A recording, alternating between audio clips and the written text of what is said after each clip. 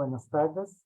Reciban un cordial saludo de parte del personal del Centro de Investigaciones en Contaminación Ambiental, SICA, de la Universidad de Costa Rica, actualmente designado como Centro de Colaboración del Organismo Internacional de Energía Atómica para la Calidad y Seguridad Alimentaria y Ambiental. Desde una perspectiva geográfica y de ciencias del sistema de paisaje, en este seminario titulado Dinámicas de regeneración de bosques tropicales en el sur de Yucatán, México, desde la perspectiva de ciencia de sistemas de paisaje, la doctora Schneider explora las dinámicas de regeneración de los bosques medianos del corredor geológico mesoamericano Calakmul-Siancán en la península de Yucatán. Los resultados muestran que las dinámicas de regeneración están conectadas con tipos de suelo del paisaje de la región, milpas, agricultura permanente, disturbios ecológicos y la presencia de reservas de bosques. La doctora Schneider es geógrafa y profesora del Departamento de Geografía de la Universidad de Rutgers en Estados Unidos. Obtuvo su bachillerato universitario en biología en la Universidad Nacional de Colombia en Bogotá y su maestría así como su doctorado en la Escuela de Geografía de la Universidad Clark en Estados Unidos. Sus intereses académicos incluyen la relación de la ciencia de sistemas de paisaje, dinámicas de bosques tropicales, uso de sensores remotos y sistemas de información geográfica aplicados a estudios de cambios del paisaje. Al concluir la presentación abriremos un espacio para hacer preguntas. Para tal efecto les agradezco que indiquen las preguntas en el chat para transferirlas a la expositora. Adicionalmente, quisiera mencionar que es posible que los participantes de este seminario estén transmitiendo desde las casas u otros espacios similares, por lo que pudieran escucharse sonidos ajenos a la presentación en algún momento y que es difícil controlar, por lo que les solicitamos las disculpas del caso y comprensión al respecto. Sin más que agregar, le paso la palabra a Laura. Bienvenida, Laura, y muchas gracias por aceptar la invitación a participar en este espacio. Adelante. Muchísimas gracias. Bueno, lo primero es bueno, darles un buen saludo a todos en esta tarde y darle pues gracias al Dr. Chin por invitarme a participar en la serie. Como él lo explicó, soy geógrafa. Mis intereses son en entender las dinámicas del paisaje alrededor de bosques tropicales. O sea, el bosque tropical es como la esencia de mi trabajo y los sitios en los que he podido hacer investigación son en la parte sur de México, de la península de Yucatán, perdón, y en Colombia y en Ecuador.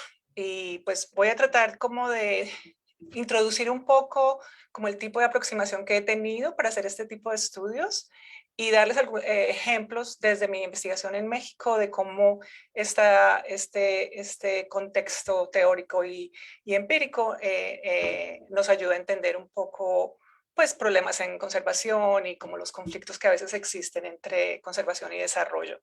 Pues sé que ustedes están muy interesados en investigación en términos del ambiente, entonces cualquier tipo de pregunta o duda, con muchísimo gusto al final de la charla les puedo responder. Igual, si tienen alguna pregunta, es muy curioso, o sea, para mí es muy curioso obtener solamente el screen, pero si hay preguntas de pronto del público, Juan, estoy dispuesta a que me interrumpas y con gusto las puedo contestar.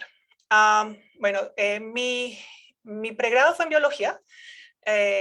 biología tropical y mi doctorado en geografía. Entonces, como que mi aproximación siempre ha sido un poco interdisciplinaria en términos de cómo entender las relaciones entre la gente y el ambiente. El tipo de aproximación, espero que me estén mirando los slides, entonces los voy a estar pasando. Otra nota es que algunos los tengo en inglés y otros en español, pero espero que no sea difícil seguirlos. Bueno, entonces como introducción quería como hablarles un poco de este tipo de aproximación en términos de sistemas del paisaje y ciencias del sistema del paisaje específicamente. Y es como tratar de ver que es algo que es relativamente nuevo, o sea, cuando pensamos en otras disciplinas como no sé, antropología, geografía, biología, obviamente, tienen como aproximaciones que han estado por muchísimo tiempo. Este tipo de aproximación de sistemas que tenemos para estudiar paisajes es relativamente nuevo. Y pues ha sido básicamente en parte a poder entender un poco los paisajes desde el punto de vista un poquito más espacial. Y pues con la venida de estas tecnologías de sensores remotos, de sistemas de información geográfica, como que han hecho posible que tengamos la posibilidad de hacer estudios espaciales a diferentes escalas y poder usar esas diferentes unidades a diferentes escalas para entender cómo la parte ambiental y la parte humana como que se intersectan. Entonces, el objetivo siempre ha sido de esta ciencia como enfocarse en el uso, en entender los cambios de uso y cobertura del paisaje, y los más comunes son la deforestación, por ejemplo, o la urbanización o la desertificación. Y la manera en que lo hacen es pues con estudios de caso, que son un poquito más regionales o más locales, y con modelos también, modelos para tratar de ver cómo estos sistemas, estos cambios en los paisajes van a afectar sistemas, por ejemplo, climáticos o el clima en general. Y estos modelos algunas veces son pues a escalas distintas, son a escalas un poco más globales. En términos de entender sistemas del paisaje, ha estado centrado en encontrar qué tipo de teleacoplamientos existen entre regiones. Es decir, si un cambio, por ejemplo, en un sitio va a afectar a un sistema climático que va de pronto a afectar a otro lado, o si un problema de deforestación que tiene causas sociales va a tener un efecto de pronto en incremento en bosque en otra región también, que tiene unas diferentes relaciones sociales allí. Entonces, entender esas conexiones entre las áreas urbanizadas y rurales, entre estos teleacoplamientos entre regiones, ha sido como central también en esta ciencia. Y algo que a mí siempre me ha interesado es que hay algunos cambios de paisaje que no son necesariamente los que tienen mayor atención, pero son un poco más sutiles, pero que tienen una significancia muy importante, como son, por ejemplo, la regeneración de bosques, ¿no? O sea, tenemos yo creo que un enfoque bastante grande en los trópicos especialmente, de mirar pues los procesos de cambios ambientales alrededor o sea, cambios de bosque primario o de bosques muy viejos a áreas agrícolas o urbanas. Pero hay muchos de estos sitios también que vemos regeneración, y en los trópicos pues es donde pasa. Es muy posible que alrededor de San José ustedes hayan visto sitios donde pues obviamente han habido muchísimos cambios en términos de bosque a cultivos, pero es posible que las políticas un poco de conservación también hayan permitido que muchas áreas que fueron deforestadas antes de pronto se estén regenerando. De nuevo, no son tan significativos, pero tienen mucha importancia.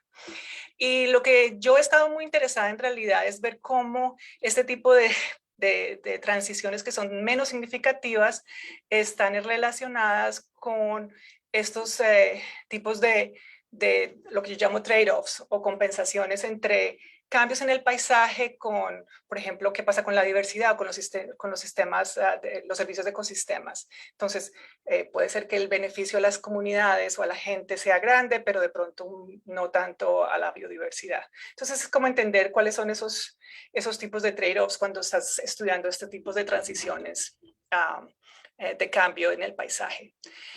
Y pues de nuevo es una aproximación multidisciplinaria, trata de utilizar ciencias espaciales, geográficas, ciencias sociales y obviamente pues ecología más que todo y biología en términos de entender biodiversidad. Entonces aquí les estoy ya mostrando simplemente un ejemplo de los artículos y dónde se han sido publicados de este tipo, de la evolución un poco de esta ciencia de paisaje. Y el primero que ven aquí a esta izquierda es como un compendio que empezó en los 2000. Y desde ahí ha venido como evolucionando. Entonces inicialmente fue Land Use Land Cover Change, que es más común, que de pronto muchos de ustedes tienen más familiaridad, y ha evolucionado y ha cambiado, y como que entre más nuevos datos existan o modelos o maneras de integrar o entender este tipo de relaciones y de teleacoplamientos, entonces ha cambiado como el nombre y finalmente como que terminamos hablando de sistemas del paisaje. Y este artículo que está aquí a lo último, que lo pongo acá, en el año pasado, bueno, hace 2 años en realidad, empieza a generar conocimiento en términos de cómo podemos aplicar esta aproximación interdisciplinaria para políticas de manejo. Y esto es más o menos como uno de esos grandes resultados de estos estudios. Y pues no voy a ir obviamente en cada uno de estos detalles, pero quería solo como mencionarles como que la idea de esta aproximación no es solamente entender el sistema, sino que poder usar los resultados de caso o los de modelaje para mirar cuáles son las implicaciones y los retos pues, para la sostenibilidad y cómo esto tiene implicaciones en términos de gobernanza y de práctica y de manejo.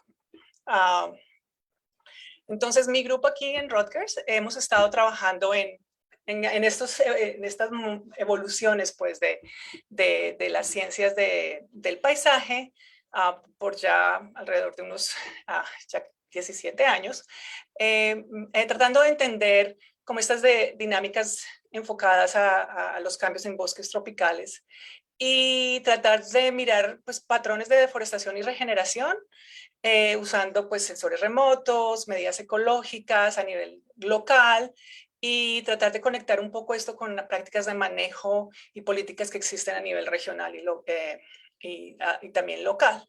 Entonces, como les dije al principio, mi trabajo ha sido enfocado en los sitios, pues, ha sido en la parte sur de la península de México, de Yucatán en México, en Ecuador, en el piedemonte amazónico, y más recientemente un trabajo en Colombia, en las zonas que pues pasaron de tener bastante conflicto armado y que se han transformado en sitios más agrícolas. Aquí está más o menos lo que les acabo de decir, está aquí más detallado.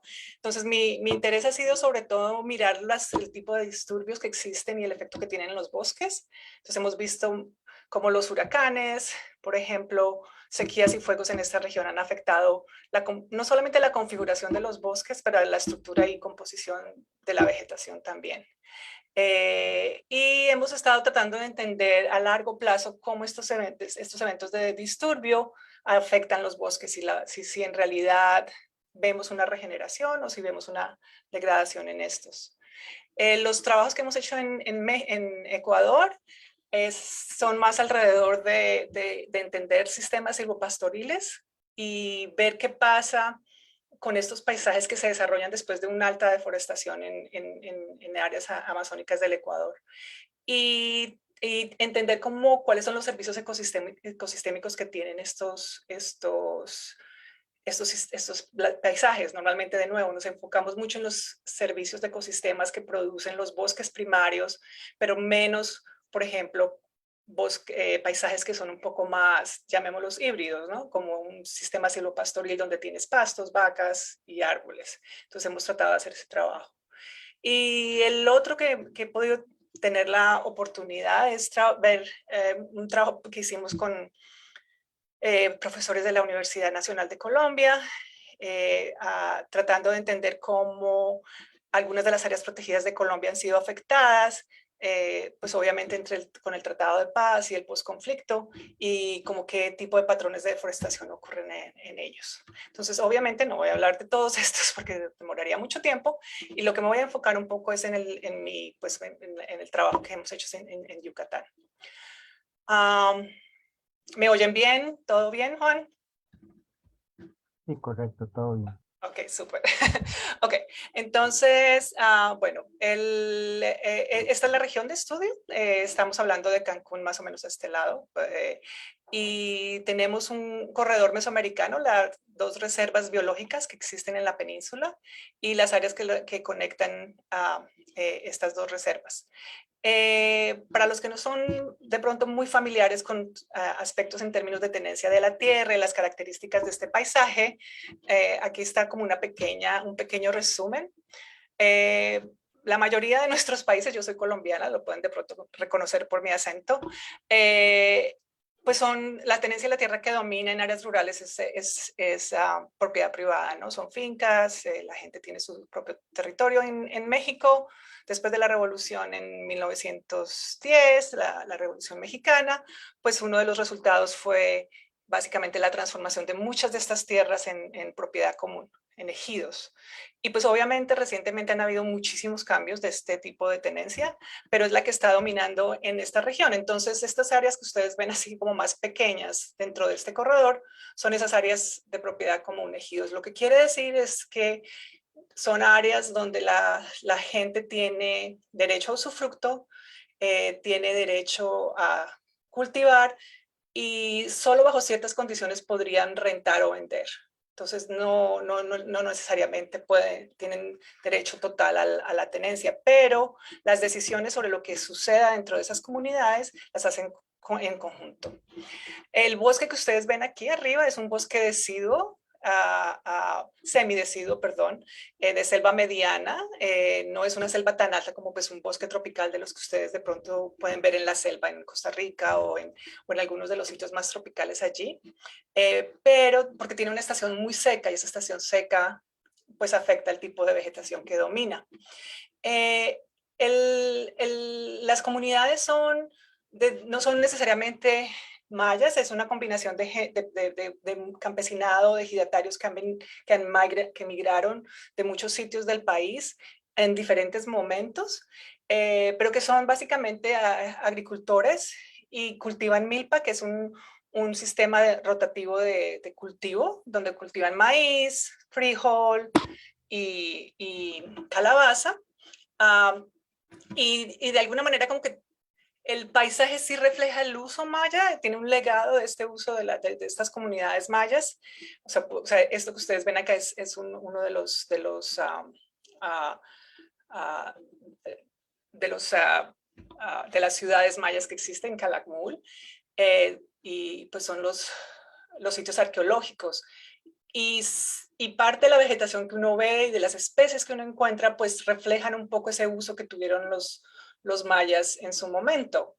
Pero obviamente el paisaje ha evolucionado y ha cambiado pues de extracción maderera en mucho tiempo a un poquito más de rotación de cultivos, pero en este momento es como un momento como muy coyuntural, donde se están abriendo muchos programas de desarrollo como un tren, que de pronto algunos de ustedes han escuchado en las noticias, el Tren Maya, que va a conectar las zonas turísticas con esta zona arqueológica, y programas agroforestales que son un poco más comunes en nuestras regiones, que son alrededor de tener subsidios para las comunidades para tener sistemas de uso que sean un poco más diversos, ¿no? Agroforestales y que prevengan un poco pues un cambio mayor en términos de uso, prevenir un poco la deforestación.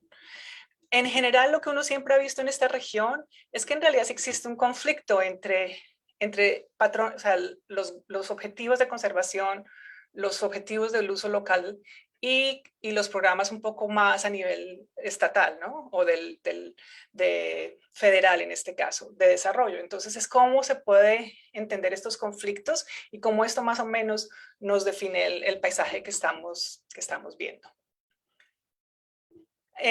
Como les decía al principio, nosotros hemos estado trabajando en perturbaciones, o sea, y podemos entender un poco de pronto la extracción de madera como una perturbación de huracanes, cambios de uso, fuegos, y tratar de entender cómo eso afecta las dinámicas y las coberturas de paisaje en la región y cómo eso afecta pues la calidad y la cantidad de bosque que vemos.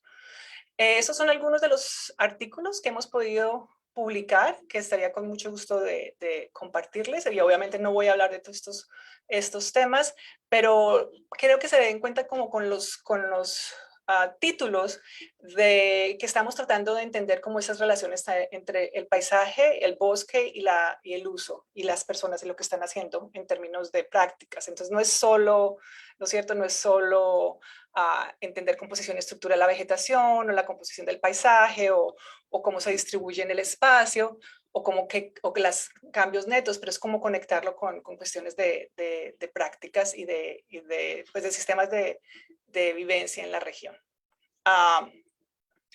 Entonces, lo que quería hacer hoy, después de esta, de pronto una introducción un poco a la carrera, que con mucho gusto puedo aclarar a medida que, durante las preguntas, pues hemos estado tratando de ver pues un poco como preguntas básicas en términos de la relación de los disturbios, como, bueno, ¿cuál es la relación entre, por ejemplo, un huracán y el tipo de daño que se puede obtener de vientos muy altos en el bosque?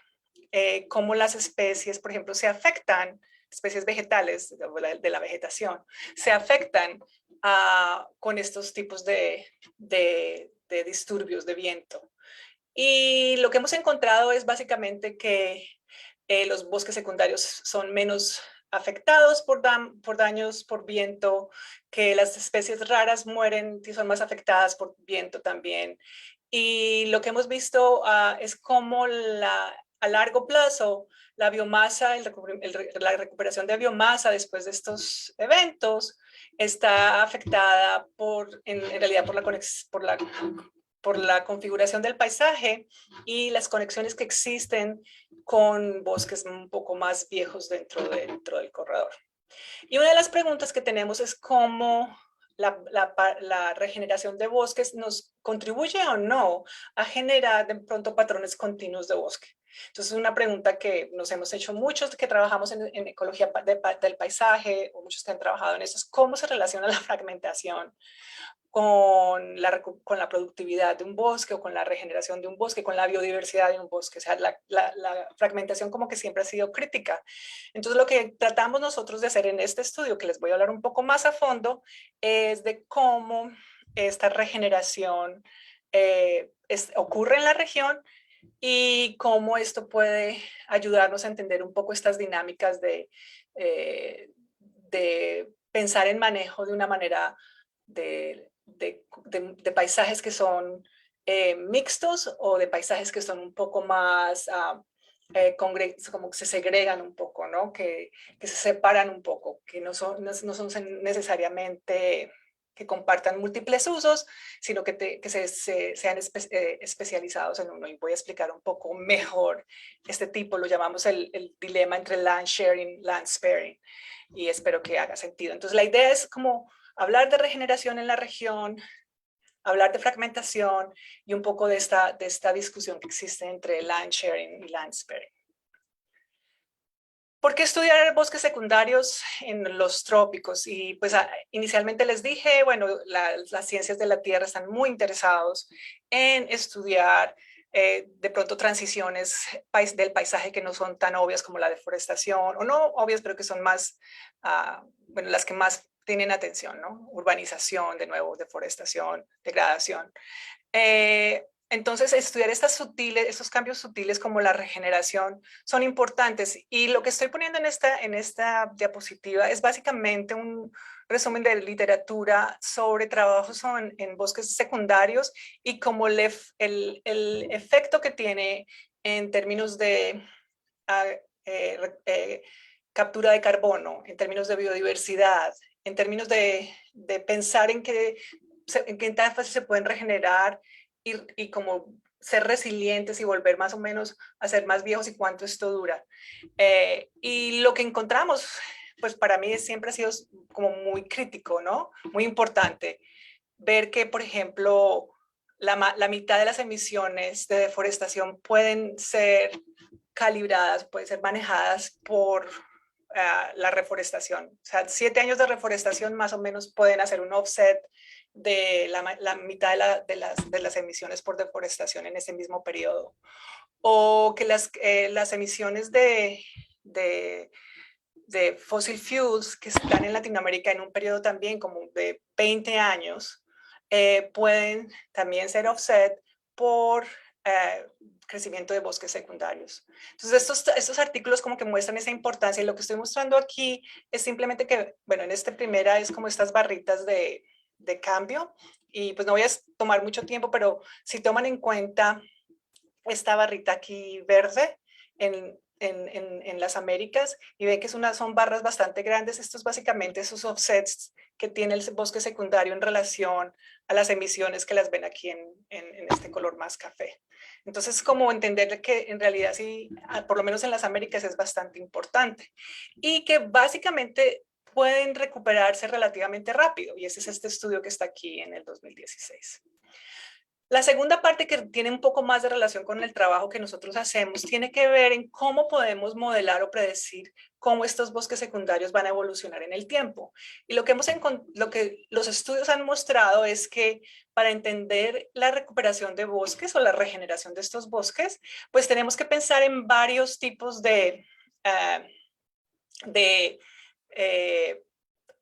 factores, ¿no? Y estos son como multidimensionales y van a afectarlo. Entonces no es un solo, pues me parece un poco obvio, pero no es solamente, por ejemplo, cuántos años de abandonamiento, que han sido abandonados es lo que va a determinar cómo se van a recuperar, pero van a haber otro tipo de atributos que van a determinar esa tendencia.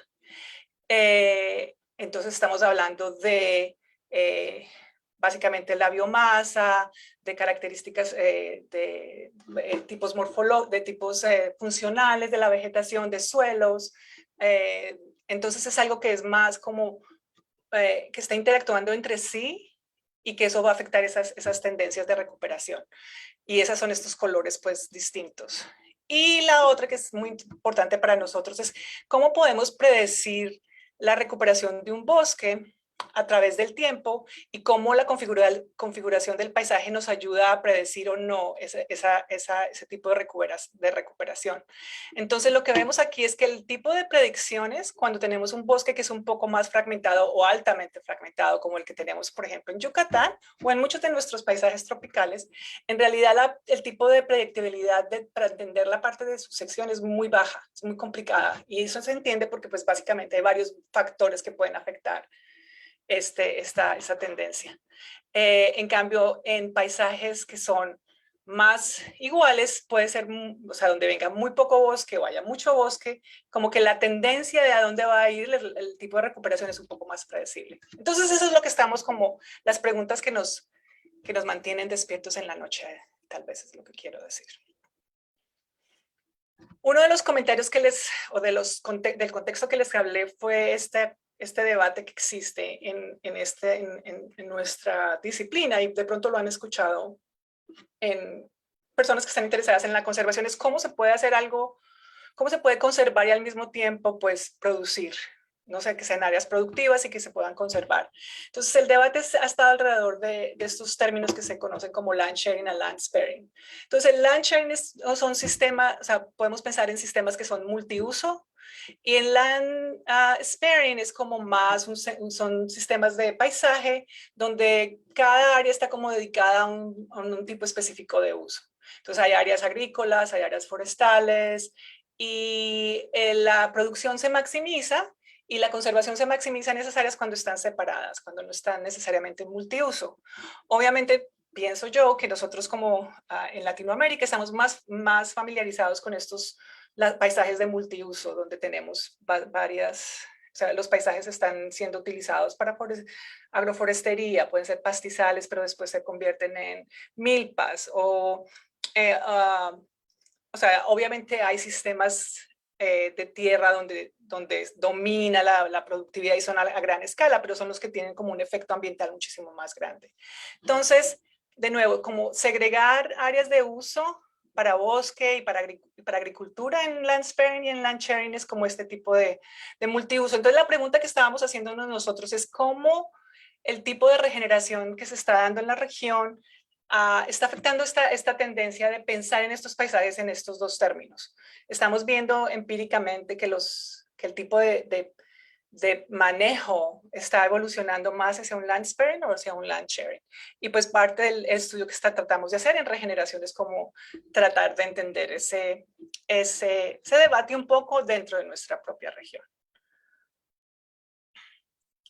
Bueno, lo voy a dejar un poco para luego. Okay. Entonces, la pregunta las dos preguntas que nos hemos hecho aquí son cuáles son los patrones de regeneración y cuáles son las prácticas que se relacionan a esa regeneración. Y como les expliqué ahora mismo, con estos cambios que están ocurriendo en la región en términos de programas agroforestales y de desarrollo y de pues, agricultura a gran escala, cómo esto puede afectar también estos patrones de regeneración. Y pues como no quiero estar sin falta de tiempo, voy a tratar de ir un poco más rápido con esto. Entonces, lo que nosotros hicimos fue la persona que dirigió este trabajo es mi estudiante. Aquí estos somos los tres, mi laboratorio durante COVID. Nuestras reuniones éramos sentados en sitios separados tomando café y discutiendo sobre estos problemas. Entonces, mi estudiante, que ahora mismo es profesora en UC Northridge, Alana Rader, es la que lideró este trabajo y es el trabajo que hicimos juntas, el que les voy a presentar aquí. Entonces, ella básicamente tomó de Google Earth Engine, que es este nuevo sistema manejado por Google que obtiene todas estas imágenes de satélite, que las tiene, las administra, las organiza, y una comunidad que está pues con bastante experiencia en términos de procesamiento de imágenes. Utilizó este repositorio de datos y se miró como los cambios de cobertura, bosque no bosque, básicamente entre el 2000 y el 2020. Entonces, este es más o menos el tipo de mapas que se crearon con imágenes Landsat. Se hizo un análisis de segmentación y un sistema de análisis de patrones como de fragmentación para saber si eran, bueno, es el centro de bosque, son los bordes, hay perforaciones, hay puentes, o sea, diferentes clases de elementos del paisaje que nos pueden dar algo, que nos dan información en términos de los patrones de configuración del paisaje.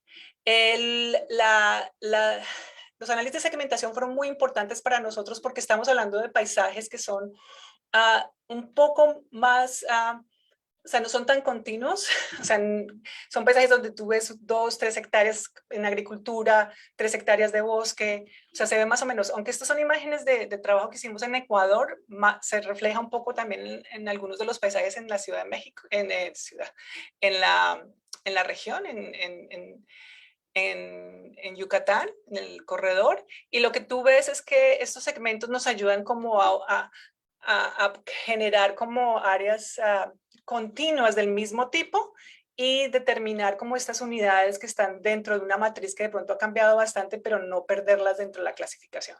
Entonces, este análisis de segmentación utiliza de nuevo estas imágenes de satélite de multiespectrales. Usamos datos de campo para poder saber pues, qué tipo de coberturas en estos segmentos y podemos hacer una clasificación. Entonces, lo que nos da es la oportunidad de cómo generar patrones donde los diferentes tipos de fragmentos como que se pueden determinar más fácilmente. Y les vamos a hacer un mapa en un momentito. Entonces, con estos patrones con estos mapas de bosque no bosque, lo que tratamos de generar fue una base de datos que nos mostrara cuáles eran los patrones de regeneración. Y lo que hicimos fue básicamente mirar estos patrones de bosque no bosque desde el 2007 al 2020 y mirar las áreas que fueron deforestadas en el 2000, cuáles de ellas se recuperaron relativamente rápido y permanecieron recuperadas o pasaron por varias como estados. Entonces, una de las cosas que como que quiero enfatizar es que cuando usamos datos de sensores remotos, normalmente nos enfocamos siempre en bosque no bosque en términos de deforestación. Entonces, es como, ¿qué pasó en el 2000 y qué pasó en el 2020? ¿No es cierto? Entonces, tú simplemente ves es como esta transición y evitas un poco como qué es lo que pasa durante este tiempo. Y lo que nosotros queríamos ver era en realidad esas dinámicas, porque eso es lo que nos da a entender más los patrones de regeneración. Entonces se generaron este tipo de tipología permanente, recuperación más temprana, recuperación en la mitad del periodo, la recuperación un poco más tarde y como que recuperaciones que van y vienen. De nuevo, estas son áreas en donde la gente puede estar cultivando una milpa y la deja descansar y vuelve y se regenera parte de ese bosque. Entonces esa fue la idea. Y les puedo hablar un poco más como qué determina qué es bosque y qué es no bosque para generar estos mapas. Entonces, con estos mapas se generaron estas estimaciones de paisaje y tratamos de organizarlo como por comunidades y tratar de ver si hay ideas de manejo como que determinaban ese tipo de patrones. Trabajamos con 5 municipalidades, 156 ejidos dentro de esas 5 municipios y tratamos de hacer estas relaciones. Entonces, lo más importante es obviamente esto, obviamente vamos al cambio, a lo que está la deforestación y el tipo de regeneración. Entonces, tenemos 5 comunidades donde dos de las comunidades, Otompe Blanco y Jolpechén, tienen los más altos niveles de deforestación desde el punto de vista neto, pero donde también existe el mayor número de áreas o de hectáreas que se regeneran. Y tenemos áreas un poco que son más estables en el sentido de que hay menos deforestación, menos regeneración, pero también donde hay áreas más continuas de bosque. Y aquí son los patrones a nivel general, con un periodo entre el 2014 y el 2015, con altas tasas de deforestación, pero también con importantes tasas de regeneración, pero con importantes tasas de bosque también perdido. La mayoría de los periodos, pues obviamente hay momentos donde la deforestación sobrepasa dramáticamente a la regeneración. Pero lo importante tal vez es ver que los patrones de regeneración son altos en estas 2 comunidades, más bajos en estas 3, y cómo esto se distribuye en términos de fragmentación.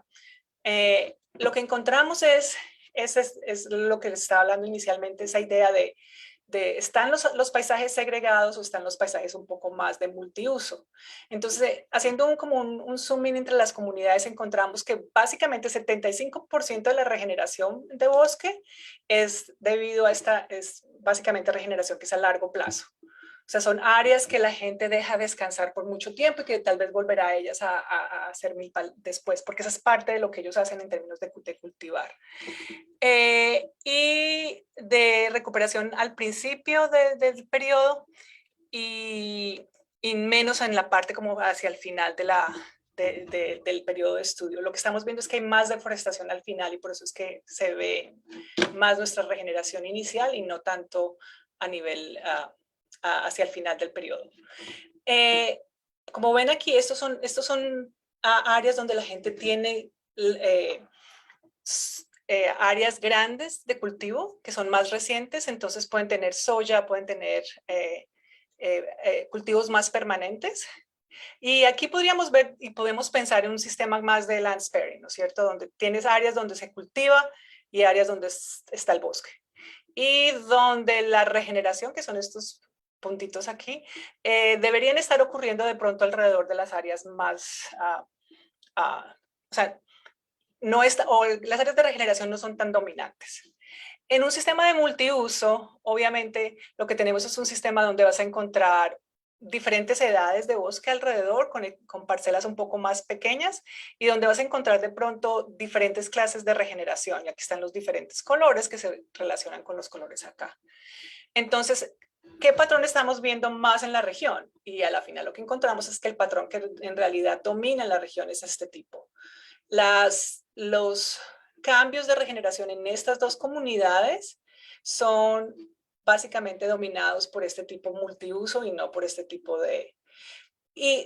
como de más segregado. Lo que es interesante es que aún si existen este tipo de usos que son un poco más, que tienden a ser a gran escala, no necesariamente resulta en áreas de conservación más grandes, ¿no es cierto? Entonces es muy difícil decir que este tipo de land sparing, donde tú tienes tierras usadas para agricultura a gran escala, van a influenciar, por ejemplo, un incremento en las áreas de conservación en Calakmul, porque esas más o menos permanecen estables. En cambio, en estas áreas de multiuso, lo que sí encontramos es como que las áreas pues van a cambiar, pero más o menos se mantienen de en una cantidad más o menos similar, pero se están regenerando. Entonces es como, como que el sistema de land sparing que dice que básicamente podemos encontrar un sistema que se balancee conservación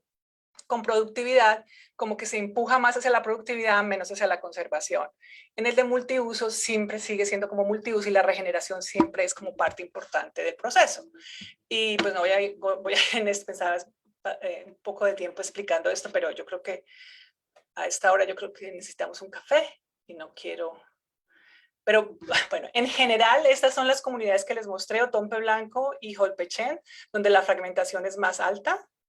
Y aquí esta es la comunidad donde la regeneración es la más alta. Una regeneración alta, con alta fragmentación, nos está mostrando un sistema de multiuso, más que un sistema de sparing.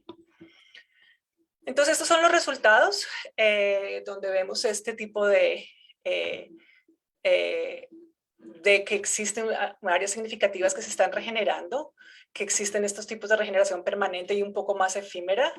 Y esos efímeros, recuerden que pueden ser áreas que se regeneran y vuelven a ser utilizadas para agricultura. Y que nuestro sistema se ve más asociado no a esa consolidación de tierras, sino más a un incremento, más a un sistema de multiuso, de land sharing. O sea, no necesariamente una consolidación de tierras para cierto uso va a aumentar, por ejemplo, áreas de conservación. Y tal vez es el punto que he venido tratando de decir con los últimos diapositivas. Y pues la regeneración forestal está asociada a muchas de las métricas de paisaje en términos de islas de bosques y con áreas de bosque continuo que tienen menor área. Entonces la regeneración nuestra, estamos hablando, son áreas pequeñas, pero que están relativamente cercas y están generando como esa conectividad que es importante en áreas de multiuso. Ok, entonces, algo con lo que quería pues de pronto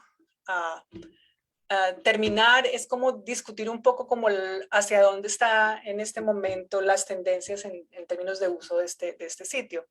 Y tal vez eso nos da como una oportunidad también para empezar a preguntarnos el efecto que tienen programas de desarrollo a gran escala, de los que estamos de pronto acostumbrados a ver en Latinoamérica, de pronto no tanto recientemente, pero sí, bueno, la carretera carreteras en el Amazonas, carreteras en sitios para conectar áreas que fueron normalmente conservadas y abrirlas en realidad a economías y a uso. Y pues esta península no está aislada de este evento. Entonces esta es una foto que tomé ahora que estuve en el campo en mayo con mis colegas de la Universidad Autónoma de México. Y pues obviamente es un proyecto bastante grande que quiere tomar, que es un tren que está atravesando básicamente las regiones, las reservas y muchas de estas áreas rurales que les mostré en el corredor. Y pues que va a tener un impacto pues dramático en términos de capital, en términos de lo que la gente más o menos va a hacer y pues de las actividades económicas del sitio. Y otros programas que existen también que son un poco más a nivel de producción, de productividad, que es este programa Sembrando Vida, que ha tenido mucha popularidad y que el mismo presidente de México ha tratado de promover bueno, en el IPCC, en reuniones que tienen que ver con más cambio climático, donde la idea es poderle dar a las comunidades suficientes apoyos para que utilicen sus terrenos de una manera un poco más diversa, que no sean solamente cultivos de milpa, sino que también tengan árboles de frutas, que sean como actividades agroforestales. Y ese apoyo les sirve, pues, obviamente para tener un portafolio económico que les des dignidad, ¿no es cierto? Entonces es como ese tipo de programa para evitar deforestación, pero es un poco como contradictorio porque estamos viendo un sistema que tiene bastante efecto en términos, pues obviamente, de cambio total en los bosques, como el tren, pero al mismo tiempo como estas ideas de conservación. Entonces, ¿cómo esto va a afectar un poco lo que queremos hacer en términos de regeneración? Pues eso es lo que estamos tratando de ver, y lo que se ve es que se está empujando a este sistema de multiuso, pero que con una apertura de infraestructura puede de pronto evitar que estos sean los dominantes y de pronto que exista una especulación de tierras o que de pronto usos de nivel más a gran escala sean los que dominen. Entonces, en esa dirección es lo que nos estamos yendo y pues viendo el efecto también que tiene entre los bosques. Nosotros hicimos un trabajo con varias parcelas que llevamos midiendo por varios años, por 20 años más o menos, y estamos tratando de ver, esos son estos puntitos aquí en el corredor, viendo cómo es la capacidad de recuperación y conectar eso como con preguntas de degradación y de resiliencia del bosque. Entonces, voy a terminar con esto. Mi pregunta en general siempre ha sido como, bueno, son estos bosques resilientes, y pues cuando tú entiendes la historia de el legado de las comunidades mayas en la región, el efecto que tuvieron de pronto en esos bosques y ver que se han recuperado y de pronto que estas áreas de conservación existen, que la gente está haciendo prácticas de agricultura de rotación, mi hipótesis siempre ha sido que estos bosques son resilientes, que aún con todos estos disturbios como que siempre tienden a recuperarse. Pero yo creo que estamos entrando en un momento donde de pronto la degradación empieza a ocurrir cuando estamos viendo de pronto fragmentos más pequeños, menos continuos, y donde de pronto estos programas de desarrollo a gran escala como el tren van a tener un poco de efecto en esa calidad de bosque. Parte de los estudios que estamos haciendo es ver cambios de biomasa a largo plazo y ver cuál es la tendencia, si hay una recuperación o si son resilientes. Y esta era como la gráfica que les quería mostrar, donde muestra como los cambios de biomasa del 2009 al 2022 en estas parcelas, y lo que vemos en realidad es que algunas sí se recuperan y vemos como la tendencia inicial de recuperación que se predice, que son más o menos estas curvas aquí que estoy mostrando, pero muchas de esas parcelas también se están degradando. Y esas están localizadas de pronto en sitios donde están más expuestas a tipos de disturbios. Entonces ahí es donde vamos, y eso es lo que estamos tratando de escribir en el momento. Entonces este es el sistema en el que estoy estudiando, esta es la pregunta que quiero responder, y pues como pueden ver, esos son como los diferentes componentes. Y la parte central de nuevo son como estas configuraciones y estos cambios en las dinámicas. Y ver que estos sistemas están en contradicción, pero cómo llegan a transformarse dentro del sitio, dentro de lo que estamos viendo empíricamente. Bueno, creo que eso es todo lo que tengo. Quiero dar gracias. Creo que estoy como de pronto 3 o 4 minutos más. Estas son las personas que han trabajado, mi estudiante Leonardo Calzada, que está haciendo su trabajo en la región ahora mismo, a Lana, que les hablé del trabajo, y otros colegas. Y bueno, pues solamente darles las gracias por por poner atención a la charla, y pues si hay preguntas y si fue claro, porque a veces uno no sabe cuando está hablando solo a un proyector. Entonces, cualquier pregunta, pues con gusto, y de nuevo muchísimas gracias por la invitación. Muchas gracias, Laura, por esta excelente presentación y muchas felicitaciones por todo este gran trabajo. Ahora, a continuación, abrimos el espacio de preguntas. Y nada más para decirte, estás excelente con el tiempo. Ok, súper. Digamos, me parece muy interesante el trabajo porque de repente lo que entiendo, perdón, me corregí si no, es como tomar esta condición real que hay en este momento, que ya los paisajes no necesariamente son o solo bosque y área de conservación, área protegida, donde dejamos que la naturaleza permanezca prístina o por lo menos no intervenimos, pero tampoco son estos paisajes donde más bien explotamos el recurso hasta las últimas consecuencias, hasta agotarlo, sino es llegar a ese punto medio, donde hay un equilibrio o una convivencia más o menos, más bien, entre la explotación del recurso o el uso del recurso para satisfacer nuestras necesidades como, digamos, como especie, como individuos que estamos insertos en este ambiente, pero a la vez conviviendo con este desarrollo natural de esas áreas, ¿verdad? En las cuales pues se deja hacer la naturaleza, ¿verdad? Eso es más o menos lo que entiendo que vos investigaste en este proyecto. Pues sí, tienes razón, Juan. O sea, la idea de nosotros es como entender esas dinámicas y no simplemente ver esas transiciones de paisaje como tan lineales, ¿no es cierto? De bosque, no bosque y simplemente lo que tú dices, o es pristino o es cultivo. Y aún si vemos esas dinámicas, bueno, qué tantas áreas están en esas transiciones de dinámica? Entonces podemos entender un poco de pronto el efecto que tiene eso dentro de otros servicios ecosistémicos, ¿no es cierto? U otras características del paisaje. Y es como también transformar en nuestra mente de que los paisajes, eso lo sabemos muchos de nosotros, el bosque no es porque tú lo cortas ya se acabó, ¿no es cierto? Sino que tiene capacidad de regeneración, pero es ¿qué afecta esa regeneración? Y si estamos hablando de áreas que pues obviamente los humanos estamos en todos lados, tenemos que entender cuáles son las tendencias en regeneración, cómo se regeneran los bosques, cuánto toman, cuáles son las características que tienen. Y yo creo que eso es en parte lo que hemos tratado de establecer y como cuantificar un poco más con estos casos, con estos estudios de caso. Esto yo lo veo útil, o sea, sumamente útil en el sentido de que se genere información sobre, como decís vos, ¿verdad? Esa capacidad de resiliencia, adaptación del bosque a la convivencia con estas zonas de uso de los recursos para generar esa información y de repente ya teniendo esa información sistemática, o sea, cuando esta dinámica es así, podérsela transmitir, digamos, a sectores como los tomadores de decisiones o, digamos, sectores agrícolas, comunales, ¿verdad?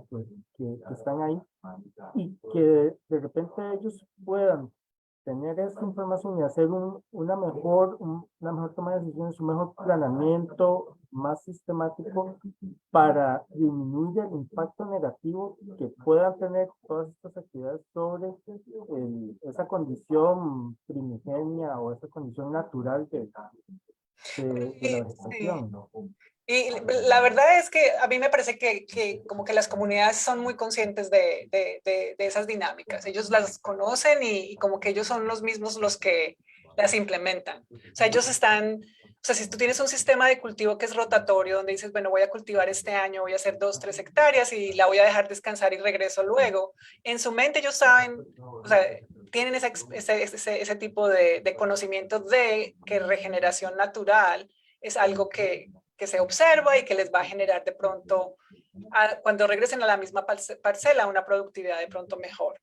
Obviamente hay incentivos donde se quiere más o menos romper ese ciclo y también pues no son prácticas necesariamente que sean o sea, que les provea mucho capital a veces a esas comunidades. Entonces tú puedes tener la mejor intención ambiental, pero si no estás generando pues los insumos que necesitas para tu familia, para tu casa, entonces ahí es donde comienza. Entonces si pudieran tener de pronto no sé, una finca que cultivaran algo que fuera como café o cacao, de pronto eso les genera más dinero, pero al mismo tiempo no van a generar este tipo de regeneración que es tan importante. Entonces ahí es donde empezamos a ver como un poco, entonces estoy pensando un poco en los sistemas de la isla, ¿no es cierto? Donde tú ves que son sistemas de producción de estos cultivos que van a generar más capital y donde no vas a encontrar ese tipo de regeneración que encuentras en la región donde estamos, pero porque básicamente en este momento el trade-off es que hay más capital y el paisaje se ve menos beneficiado. Aquí estamos un poco como al revés. Entonces, ¿cómo encuentras esos balances? Ahí es donde la pregunta es súper crítica, creo yo. Claro, me parece muy interesante y muy importante esta información. Hace poco había en uno de los seminarios que se dieron acá, una investigadora compartía la experiencia que hizo en turberas. Entonces, un poco el sentido del trabajo de ellos era ver cómo, si por ejemplo, ese secuestro de carbono promovido por las turberas, de repente se beneficiaba si se da un incentivo para que no se hiciera ningún manejo, o si más bien se planificaba una explotación controlada o un uso controlado de los recursos que podían proveer esas turberas, y, bueno, ellos se preguntaban qué generaba mayor cantidad de emisiones, digamos, o mayor liberación de ese carbono. Y lo que encontraron fue que en unos sectores de las turberas, pues sí era mejor destinar recursos a promover la conservación, no se les hiciera nada, pero más bien en otros, la explotación de recursos, la extracción, el aprovechamiento de los recursos de la madera que producían o algo así, a la larga generaba un beneficio ambiental porque reducía las emisiones, Mm, ¿verdad? Entonces, eso me parece como estrategias interesantes porque cambia un poco este paradigma o este mito de que cualquier actividad humana en la naturaleza va a generar solo efectos negativos, ¿verdad? ujú. De repente más bien podría ser al revés. Y algo así yo entiendo del trabajo que ustedes hacen, que genera esa información que eventualmente puede llegar a apoyar este tipo de decisiones, a ver si se puede o no se puede. Sí. Y tal vez es lo que tú dices de cuando tú piensas en sistemas, en servicios ecosistémicos, ¿en qué piensas, no es cierto? ¿Qué es el objetivo? Entonces, de pronto, si estamos hablando de, o sea, de captura de carbono, es posible que lo que tú dices, esa práctica de pronto sacar madera, disminuir emisiones de pronto por gasolina y este tipo de cosas, se haga de una manera distinta si el sistema que estás, el servicio ecosistémico que estás interesado es, por ejemplo, la biodiversidad. Ujú, Ahí es donde entonces ya empiezas, entonces, bueno, ¿es carbono o es biodiversidad? Entonces, esto es como interesante en estas regiones donde tenemos áreas de conservación muy grandes, ¿no?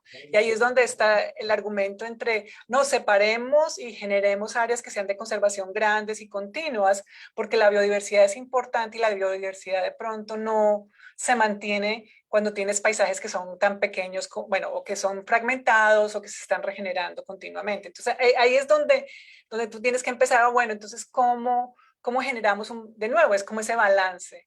Entonces, ujú, bueno, ¿cómo se genera captura de carbono? Pues obviamente por cambio climático, pero al mismo tiempo, ¿cómo podemos pensar en los efectos en biodiversidad? O sea, ujú, definitivamente proyectos de estos de desarrollo como el Tren Maya, pues no van a tener necesariamente algo positivo en términos de ningún sistema de servicio ecosistémico, ¿no es cierto? ujú, Porque pues básicamente lo que está haciendo es pues transformando el paisaje dramáticamente, pero, pero puede ser un sistema de desarrollo que genere posibilidades para esas comunidades y de pronto a largo plazo generar, no sé, prácticas que sean menos, que afecten menos el paisaje. De nuevo, está la pregunta abierta un poco, pero sí genera mucha discusión y argumentos entre la gente que está muy al lado de la conservación y la gente que está un poco más de pronto pensando en las comunidades y en la manera que estas comunidades de pronto se pueden beneficiar con estos tipos de proyectos. Entonces es bien interesante como que empezar, o sea, no es tan, o sea, como siempre, no es tan fácil responder, ujú. pero sí es como preguntarnos cómo podemos usar estos estudios para hacer como generar estas conversaciones, ¿no? Correcto, sí, yo te felicito realmente porque es un estudio muy interesante. Ay, Creo gracias. que es un buen ejemplo, ¿verdad?, de cómo aplicar la transdisciplinariedad al servicio, digamos, de la ciencia para la generación de este conocimiento y que finalmente se materializa en información práctica, ¿verdad? Sí, sí. Eh, Te felicito realmente. No, no, gracias, Juan, muy amable. Y gracias por la invitación de nuevo. No, con mucho gusto. Sí, No veo preguntas en el sí, chat. está bien, está bien. Entonces, muchas gracias a todos y todas por No, la súper. atención. Y cualquier cosa, Les, entonces estamos al pendiente igual, estamos en contacto. Y le doy gracias a Ben. Ben es el otra persona que está en la charla, entonces. muchas Gracias gracias a a él Ben. igual por asistir.